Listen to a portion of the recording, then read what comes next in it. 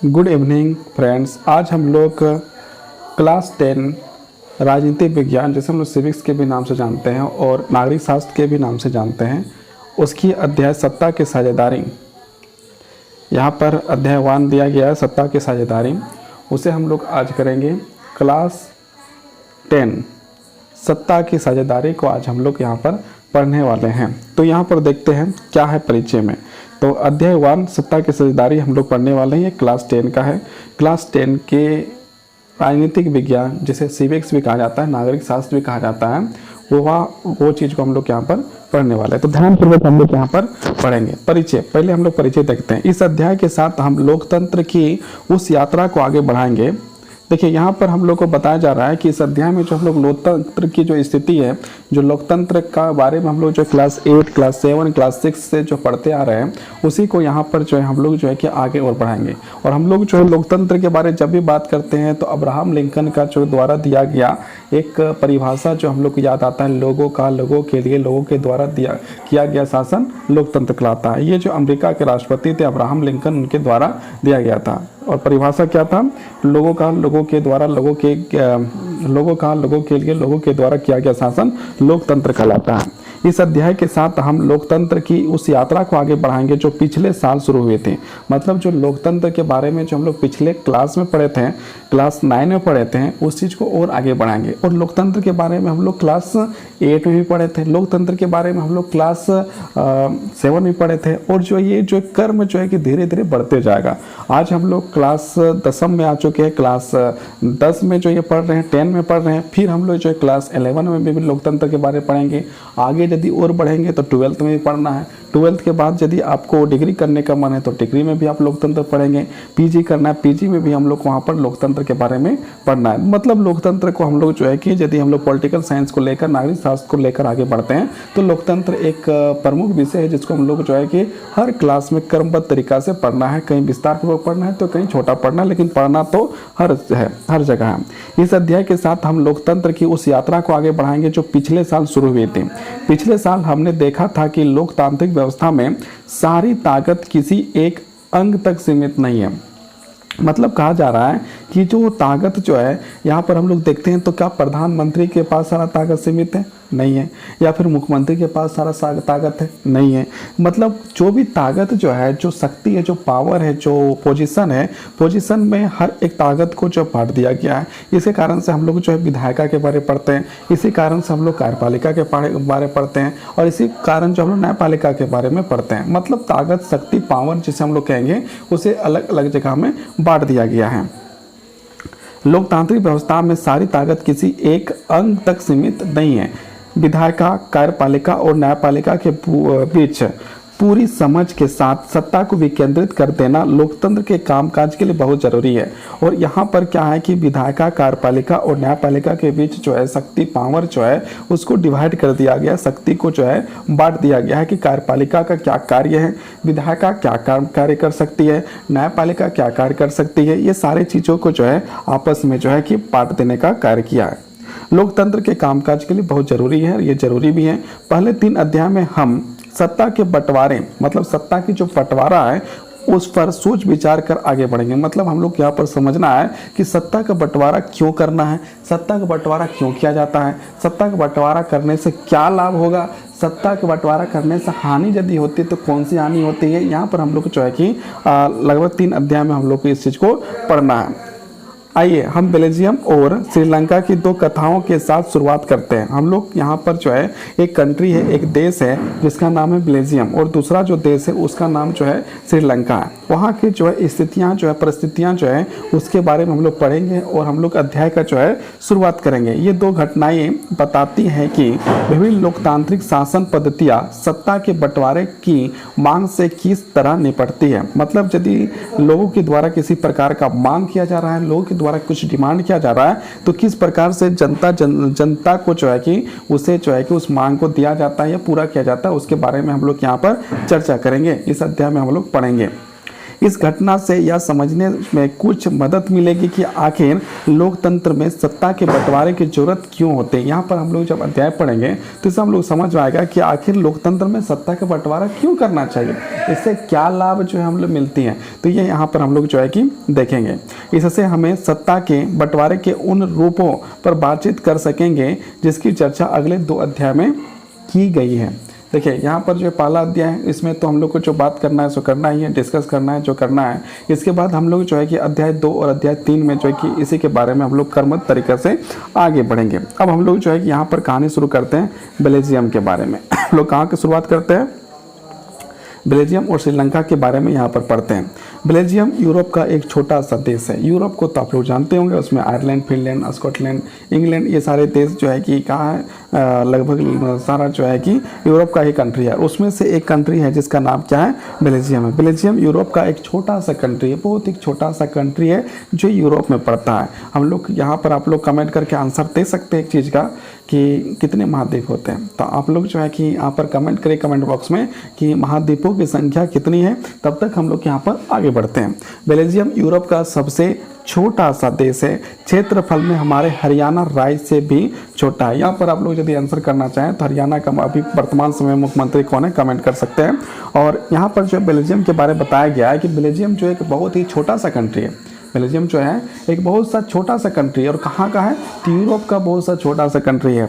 और इसकी जो क्षेत्रफल यदि हम लोग देखें क्षेत्रफल, तो हम लोग का जो हरियाणा है, हरियाणा राज्य है, स्टेट है, उससे भी जो है कि उसके लगभग जो है कि है उसके बराबर में कह सकते हैं। हमारे जो है हरियाणा से भी छोटा या बराबर भी कर सकते हैं लगभग जो है कि हम लोग के हरियाणा जो है, हरियाणा है यहाँ पर जो लिखा हुआ है उसके अनुसार देखा जाए तो हरियाणा राज्य से भी छोटा है। हमारे भारत देश में एक राज्य है जिसका नाम हरियाणा है।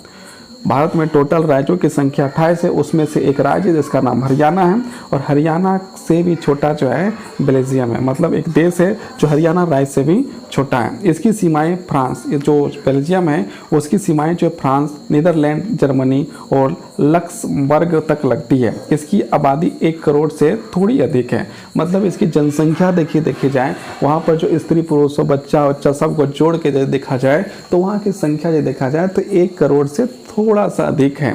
यानी हरियाणा की आबादी से करीब आधी, मतलब हमारी जो हरियाणा है उस हरियाणा की आबादी से भी जो है बहुत कम, मतलब आधी है। अब यहाँ पर आप लोग यदि कमेंट करके बताना चाहें तो बता सकते हैं कि हरियाणा की आबादी अभी वर्तमान समय में कितनी है। इस छोटे से देश के समाज की जातीय बनावट बहुत जटिल है। वहाँ पर जो बेल्जियम है उसकी जातीय बनावट जो है वो बहुत जटिल है। देश के कुल आबादी का 59% हिस्सा फ्लेशियम इलाके में रहता है और डच बोलता है। मतलब फ्लेमिश इलाके में रहने के बाद वो जो है कि वो जिस भाषा का प्रयोग करता है वो भाषा डच है। शेष 40% लोग वेलोनिया क्षेत्र में रहते हैं और फ्रेंच बोलते हैं। मतलब जो है फ्लेमिश इलाके में जो रहते हैं 59% लोग जो है, कुल आबादी के जो 68% लोग हैं, 59% लोग हैं वो जो फ्लेमिश इलाके में रहता है और डच बोलता है। और शेष जो है 40% लोग वेलोनिया क्षेत्र में रहते हैं और वो जो है जिस भाषा का प्रयोग करता है उस भाषा जो है फ्रेंच भाषा का प्रयोग करता है। शेष 1% लोग जर्मन बोलते हैं। जो देखिए यहाँ पर पहला जो 59% हो गया जो कौन सा भाषा बोलता है तो डच बोलता है, और बाकी जो है 40% देखा जाए तो वो जो फ्रेंच बोलते हैं, और 1% जो व्यक्ति जो बच जाता है वो जो है लोग जर्मन बोलते हैं। जर्मन बोलने वाले लोग वहाँ पर 1% लोग हैं। यहाँ पर जो है कि हम लोग किस कंट्री के बारे में पढ़ रहे हैं तो बेल्जियम के बारे में पढ़ रहे हैं। तो बेल्जियम की कैपिटल जो है वहाँ पर बुर्लेस है, और उसमें 80% लोग फ्रेंच बोलते हैं और 20% लोग डच भाषा है। अल्पसंख्यक फ्रेंच भाषी लोग तुलनात्मक रूप से ज़्यादा समृद्ध और ताकतवर रहे हैं। बहुत बाद में जाकर आर्थिक विकास और शिक्षा का लाभ पाने वाले डच भाषी लोगों को इस स्थिति में नाराजगी थी। इसके चलते 1950 और 1960 के दशक में फ्रेंच और डच बोलने वाले समूह के बीच तनाव बढ़ने लगा।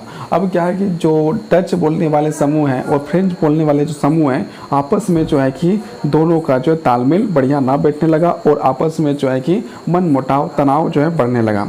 इन दोनों समुदायों के टकराव का सबसे तीखा रूप बुरलेस में दिखा। यह एक विशेष तरह की समस्या थी। डच बोलने वाले लोग संख्या के हिसाब से अपेक्षाकृत ज़्यादा थे, लेकिन धन और समृद्धि के मामले में कमज़ोर और अल्पमत थे। मतलब कि जो है भाषा के रूप में देखा जाए तो उनकी संख्या भले ही ज़्यादा था, लेकिन धन के मामले में देखा जाए तो बहुत कम था। आइए इस स्थिति की तुलना एक और देश से करें। यहाँ पर इस स्थिति को जो है देखते हुए एक और देश से हम लोग करते हैं, जिसका नाम है श्रीलंका। श्रीलंका एक द्वीपीय देश है जो तमिलनाडु के दक्षिण तट से कुछ किलोमीटर के दूर पर स्थित है। मतलब भारत का जो राज्य है तमिलनाडु, वहाँ से यदि आप चलना शुरू करिएगा तो कुछ किलोमीटर के दूर में आपको जो है श्रीलंका मिल जाएगा। और ये जो है आपका एशिया महाद्वीप का कंट्री है। इसकी आबादी करीब 2 करोड़ है और श्रीलंका की जो आबादी है वो जनसंख्या है उसका जो है 2 करोड़ है, यानी हरियाणा के बराबर, हरियाणा राज्य के बराबर इसकी जनसंख्या है। दक्षिण एशिया के अन्य देशों की तरह श्रीलंका की आबादी में भी कई जातीय समूह के लोग हैं और यहाँ पर जो श्रीलंका में कई प्रकार की जातियाँ जो है जाति के लोग रहते हैं। कई अनेक प्रकार की भाषाएं को जो है कि बोलने का कार्य करते हैं। सबसे प्रमुख जाति समूह सिहलियों का है, जिसकी आबादी कुल जनसंख्या का 74% है। मतलब जो सिहली लोग हैं, सिहली समूह है, उनका जो है कि प्रतिशत में देखा जाए जनसंख्या तो 74 है। फिर तमिलों का नंबर आता है, फिर तमिल का नंबर आता है, जिसकी आबादी की कुल संख्या में 18% है। मतलब 74% सिहली बोलने वाले लोग हैं और उनकी जनसंख्या 74% है। और जो आबादी 18% है वो तमिल भाषा का प्रयोग करते हैं और तमिल भाषी हैं।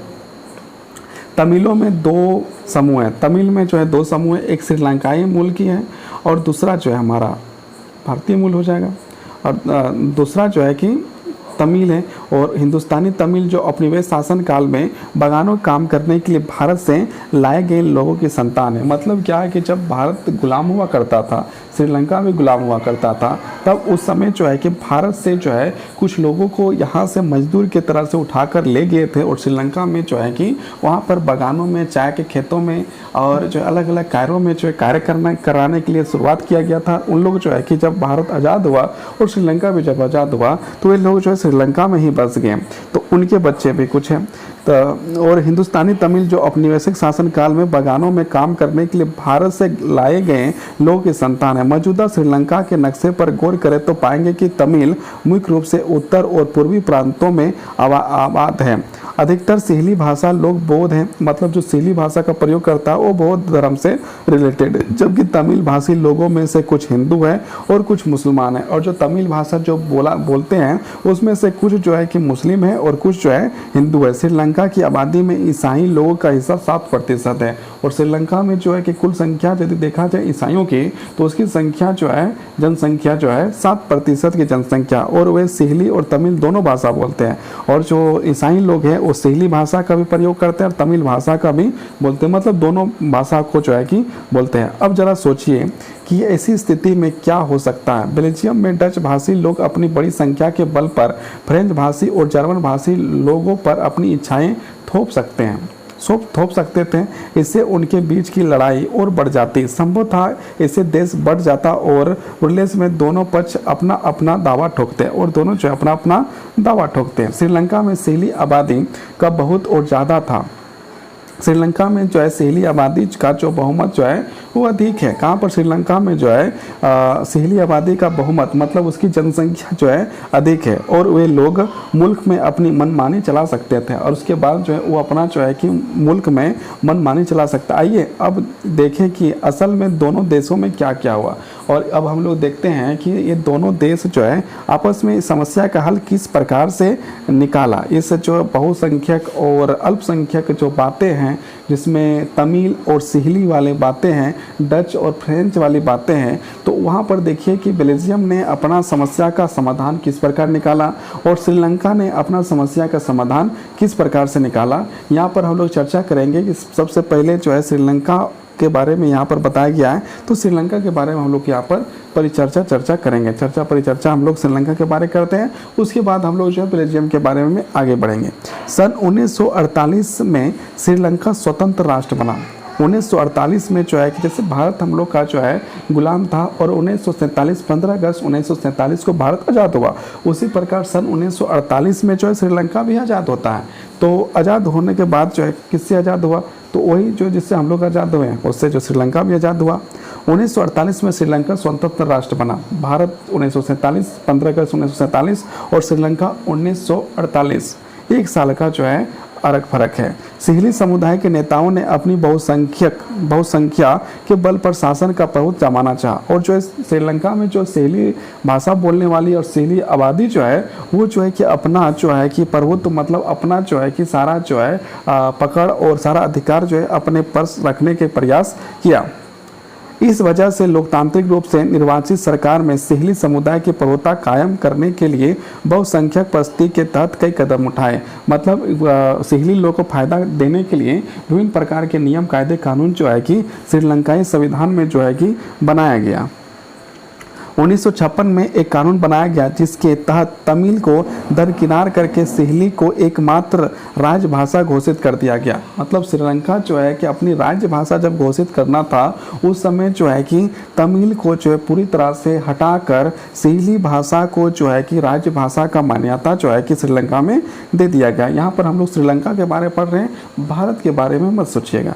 भारत के बारे में हम लोग यहाँ पर चर्चा नहीं कर रहे हैं। बहुत लोग का मतलब कि जब डिस्कस होता है तो ऐसा लगता है कि नहीं भारत के बारे में बात हो रहा है, तो यहाँ पर हम लोग भारत के बारे में बात नहीं कर रहे हैं। हम लोग एक कंट्री है एशिया का जिसका नाम श्रीलंका है और वहाँ पर एक विवाद था जिसको जो है कि हम लोग जो है कि भाषा विवाद के रूप से भी कर सकते हैं। वहाँ पर जो जनसंख्या जो है आपस में जो है कि जो एक विवाद में फंस गई थी, जो एक भाषा विवाद था जिसमें सिहली बोलना और तमिल बोलना, तमिल बोलने वाले लोग और सिहली बोलने वाले लोग जो है आपस में जो एक प्रकार से संघर्ष के मोर्चा में थे। उसी में ईसाई लोग भी थे, ईसाई जो है दोनों भाषा को बोलते थे, तमिल भी बोलते थे और सिहली भाषा का भी प्रयोग करते थे, जिसकी प्रतिशत वहाँ पर 7% जो है कि ईसाइयों की थी। और वहाँ पर जो है कि तमिल बोलने वाले जो अधिकतम लोग थे वो हिंदू और मुस्लिम थे। और यहाँ पर जो 1956 में एक कानून बनाया गया जिसके तहत जो है कि श्रीलंका में एक भाषा को जो है मात्र एक भाषा को जो वहाँ पर राजभाषा का दर्जा दिया गया और वो भाषा था सिहली। वो भाषा क्या था, सिहली भाषा का जो है कि वहाँ पर राजभाषा के रूप में दर्जा दिया गया। विश्वविद्यालयों और सरकारी नौकरियों में सिहली को प्राथमिकता देने की नीति भी चली। मतलब विश्वविद्यालय में जो भाषा, जिस भाषा में ज्ञान देना है, जिस भाषा में पढ़ाना है, जिस भाषा में शिक्षा देने का कार्य करना है, वो जो है वो भी जो है कि तमिल भाषा को कहीं भी जगह ना दिया गया और वहाँ पर सिर्फ सिहली भाषा का ही प्रयोग जो है कि किया जाने लगा। प्राथमिकता जो है पूरी तरह से सिहली भाषा को ही देने लगा। विश्वविद्यालय और सरकारी नौकरियों में भी जो है कि सिहली भाषा का ही जो है कि प्राथमिकता दिया गया। नए संविधान में यह प्रावधान भी किया गया कि सरकार बौद्ध मत के संरक्षण और बढ़ावा देगी। मतलब जो बौद्ध धर्म से रिलेटेड है और जो जगह है उसमें जो सरकार जो है बढ़ावा देने का कार्य करने लगी। मतलब मुस्लिम और हिंदू जो है जो तमिल बोलते थे उसे जो एक प्रकार से दरकिनार कर दिया गया और जो 7% ईसाई भी थे उसे भी जो है कहीं ना कहीं दरकिनार कर दिया गया। और किसे जो है कि ज़्यादा महत्व देने लगा, तो बौद्ध धर्म को जो है अधिक महत्व देने का कार्य करने लगा। एक एक करके आए इन सरकारी फैसलों ने एक एक करके जो ये फैसला आए इन सरकारी फैसलों ने श्रीलंका तमिल की नाराजगी, मतलब वास्तविकता है जो आदमी का जो वहाँ श्रीलंका में रह रहा है और तमिल बोल रहा है और उसका जो है किसी प्रकार से वैल्यू नहीं दिया गया, उसका मूल्य नहीं समझा गया, तो वहाँ पर विरोध और नाराजगी होना जो है कि लाजमी थी और वो चीज़ वहाँ पर जो है नाराजगी देखा गया। तो क्या है, एक एक करके आए इन सरकारी फैसलों ने श्रीलंकाई तमिल को नाराजगी और शासन को लेकर उसमें बेगानापन बढ़ाया। उन्हें लगा कि बौद्ध धर्मावलंबी सिहलियों के नेतृत्व वाली सारी राजनीतिक पार्टियों उसकी भाषा और संस्कृति को लेकर असंवेदनशील हैं। उन्हें लगा कि संविधान और सरकार की नीतियाँ उन्हें समान राजनीतिक अधिकारों से वंचित कर रही है। नौकरियों और फायदे के अन्य कामों में उनके साथ भेदभाव हो रहा है और उनके हितों की अनदेखी की जा रही है। परिणाम यह हुआ कि तमिल और सिहली समुदाय के संबंध बिगड़ते चले गए और आपस में जो है कि सिहली और तमिल जो है आपस में जो एक प्रकार से मतलब कि उनकी जो है कि बनने लगे और एक गृह युद्ध की तरह होने की स्थिति उत्पन्न हो गई। अब यहाँ पर आगे देखते हैं, श्रीलंकाई तमिल ने अपनी राजनीतिक पार्टियाँ बनाई और उसके बाद तमिल जो श्रीलंका में रहने वाले तमिल लोग हैं उन्होंने राजनीतिक पार्टी बनाई और तमिल को राज्य भाषा बनाने, क्षेत्रीय स्वायत्ता हासिल करने तथा शिक्षा और रोजगार में समान अवसर की मांग को लेकर संघर्ष किया। और जो राजनीतिक पार्टी बना उसने उसका जो डिमांड था, उसका पहला डिमांड ये था कि जो तमिल भाषा है उसे भी राज्य भाषा बनाया जाए। उसके बाद सरकारी नौकरी में भी जो है कि इस भाषा का दर्जा दिया जाए। उसके बाद जो है विद्यालय महाविद्यालय में भी जो तमिल भाषा का पढ़ाई होनी चाहिए। इस प्रकार का मांग जो है राजनीतिक पार्टियों का होने लगी, लेकर संघर्ष हुआ। लेकिन तमिल लोग की आबादी वाले इलाकों की स्वायत्ता की मांगों को लगातार नकारा गया। लेकिन इन सारे मांगों को जो है कि श्रीलंकाई सरकार ने जो है कि एक प्रकार से नकार दिया।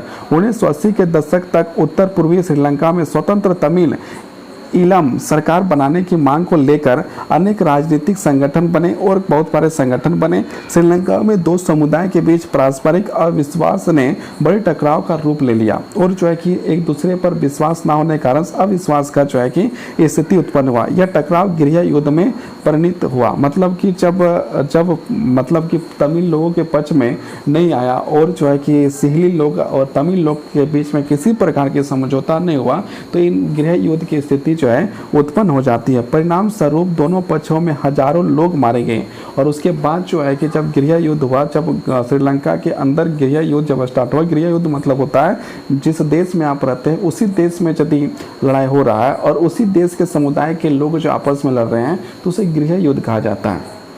और गृह युद्ध के कारण से श्रीलंका में लाखों लोग तो नहीं लिखा हुआ है, हजारों लोग जो है मारे गए। यहाँ पर जो बुक में लिखा उसके अनुसार जो है हजारों लोग की संख्या में जो है कि लोग का जो है कि वहाँ पर मरे या मारे गए। अनेक परिवार अपने मुल्क से भागकर शरणार्थी बन गया और बहुत सारे ऐसे परिवार थे जो श्रीलंका छोड़कर दूसरे देश क्या अपना ही देश भारत में जो है कि आके जाके बस गए होंगे। अनेक परिवार अपने मुल्क से भागकर शरणार्थी बन गए। इससे भी कई गुना ज़्यादा लोगों की रोजी रोटी चौपट हो गई।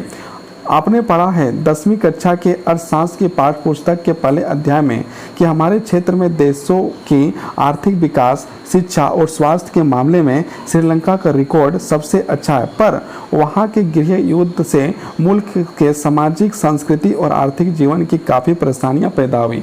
हम लोग ये पढ़ें कि श्रीलंका की जो वहाँ की शिक्षा, वहाँ की स्वास्थ्य भारत से भी अच्छा माना जाता है और भारत से अच्छा रिकॉर्ड की जाती है। लेकिन यहाँ पर भारत की जनसंख्या अधिक है, इस बात को ध्यान रखना चाहिए, और श्रीलंका की जनसंख्या बहुत कम है। लेकिन गृह युद्ध होने के बाद उसके सांस्कृतिक, सामाजिक, आर्थिक ये सारे चीज़ में जो है कि दिक्कत हुआ। गृह युद्ध से मुल्क में सामाजिक, सांस्कृतिक और आर्थिक जीवन में काफ़ी परेशानियाँ पैदा हुई और 2009 में इस गृह युद्ध का अंत हुआ। और जो 2009 ईस्वी में है, मतलब सोचिए कितना साल, 80 से के दशक से देखिएगा 56 में जो है कि 1956 में जो है कि सिहली भाषा को जो है कि राजभाषा बनाया गया।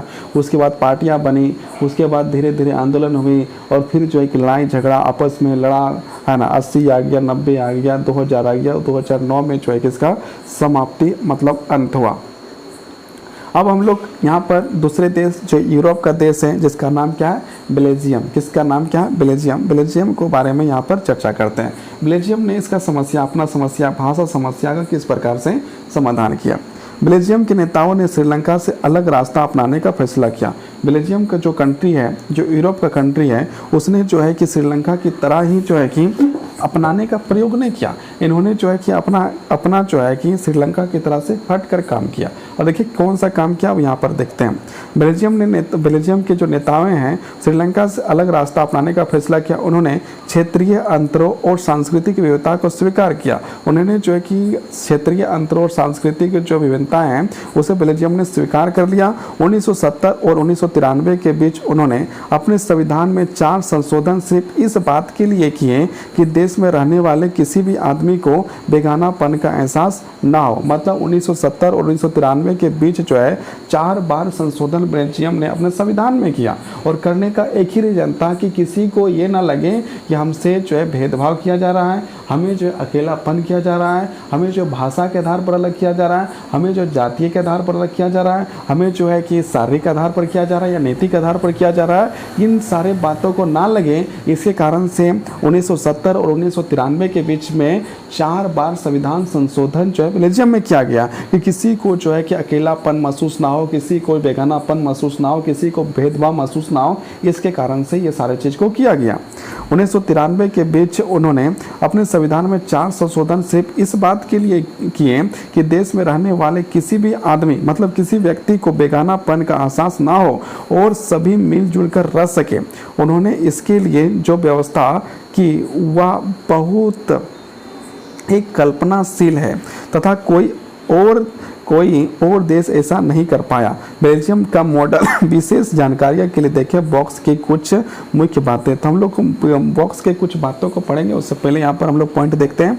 संविधान में इस बात का स्पष्ट प्रावधान है कि केंद्रीय सरकार में डच और फ्रेंच भाषीय मंत्रियों की संख्या समान रहेंगी। यहाँ पर जैसे श्रीलंका में जो है कि सिहली भाषा को ज़्यादा प्राथमिकता दिया गया, ज़्यादा अधिकार दिया गया और उसे ही राजभाषा का दर्जा दिया गया, और तमिल भाषा को जो है मतलब एक प्रकार से वहाँ से हटा दिया गया और राजभाषा का दर्जा नहीं दिया गया, जिसके कारण से वहाँ गृह युद्ध की स्थिति उत्पन्न हुई। लेकिन बेल्जियम ने ऐसा नहीं किया। बेल्जियम ने क्या किया? बेल्जियम ने कहा कि बेल्जियम के संविधान में साफ साफ इस बात को जिक्र किया कि जो भी भाषा है, डच और फ्रेंच भाषा है, उसमें जो मंत्रिमंडल जो होगा, मंत्रिमंडल में जो मंत्रियों की संख्या होगा वो जितना फ्रेंच होंगे उतना ही डच भाषा के होंगे। मतलब डच भाषी और फ्रेंच भाषी बराबर संख्या के मंत्री बनेंगे। संविधान के इस बात का स्पष्ट प्रावधान है कि केंद्र सरकार में डच और फ्रेंच भाषी मंत्रियों की संख्या बराबर रहेगी, मतलब इक्वल रहेगी। जितना जो है फ्रेंच भाषी रहेंगे उतना ही जो है डच भाषी भी जो उसके मंत्री रहेंगे। कुछ विशेष कानून तभी बन सकते हैं जब दोनों भाषाएं, मतलब यदि कोई कानून बनाना है, विशेष कानून बनाना है, किसी प्रकार का कानून बनाना है, तो डच भाषा और फ्रेंच भाषा दोनों मंत्री मिल के ही कानून बना सकते हैं। अकेला कोई एक व्यक्ति नहीं बना सकता, एक भाषा के व्यक्ति नहीं बना सकता है। समूह के सांसदों का बहुमत उसके पक्ष में हो, इस प्रकार किसी एक समुदाय के लोग एक तरफा फैसला नहीं कर सकता है। किसी यदि डच भाषा के मंत्री लोग चाहे कि हमको एक कानून बनाना है और इसमें जो फ्रेंच भाषा का किसी प्रकार का योगदान नहीं लेना है, उससे किसी प्रकार का सपोर्ट नहीं लेना, उससे बात तक नहीं करना, उससे पूछना तक नहीं है, तो ऐसा होने वाला नहीं है। दोनों समूह के लोगों के होने के बाद ही वहाँ पर जो है विशेष कानून को जो है बनाया जा सकता है और लागू कर सकता है। ये जो है बेल्जियम के संविधान में वर्णित है।